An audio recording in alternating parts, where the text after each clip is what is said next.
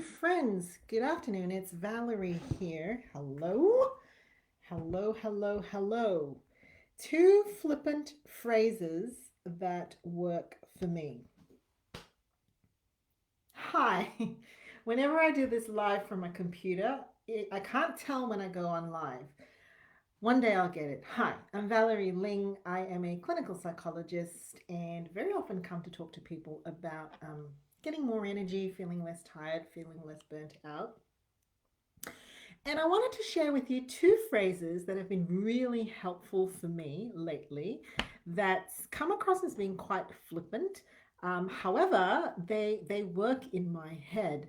So circuit breaker phrases, they're probably not things that you're going to say out loud to other people. So these two phrases, I really wouldn't encourage you to say it out loud to someone else. However, human psychology, it just means when we say something that shocks our system, sometimes it helps us to just put perspective and reality back into check. So here are my two flippant phrases that I say to myself, and it comes out of conversations with a very dear friend of mine. When we get to a point where we're like, we've spent, I don't know, a lot of time talking about a situation, and here are the two phrases. The first one is, folks, that ain't normal. That just ain't normal. It's actually a title of a book about all things that are not normal in the world, and I think it's got something to do with chicken farming. Random. Folks, that ain't normal. When you look at a situation, whether you're in a relationship or you've had a lot of phone call exchanges or email exchanges, and you sit back and you look at it and you think, is this how a typical response would be? Is this what you would expect a neighborly response to be? Is this what you would expect a fairly, if you were good friends, is this the response you would get? And if it just ain't normal, it's likely not normal.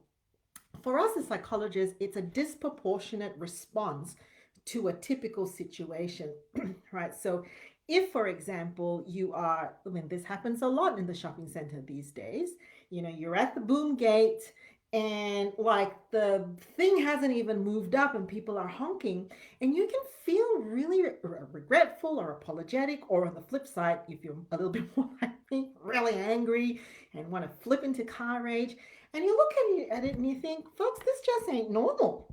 I mean, the boom gate hasn't gone up yet. I can't like ram it through, nor do I have the predictive ability just yet to predict when the thing's going up. Folks, this just ain't normal, and you let it go. Folks, this ain't normal, and you let it go.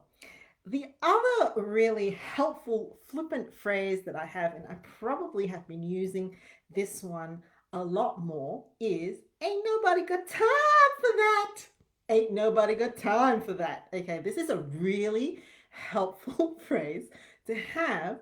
It's also closely correlated to a girl's gotta live. A girl's gotta live. All right. What do I mean by ain't nobody got time for that?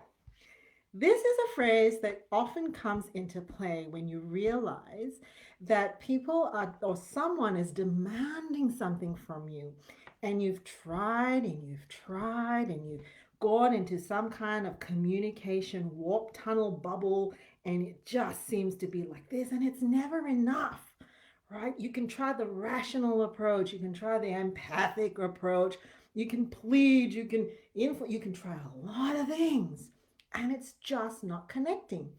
Well, ain't nobody got time for that, people. Ain't nobody got time for that.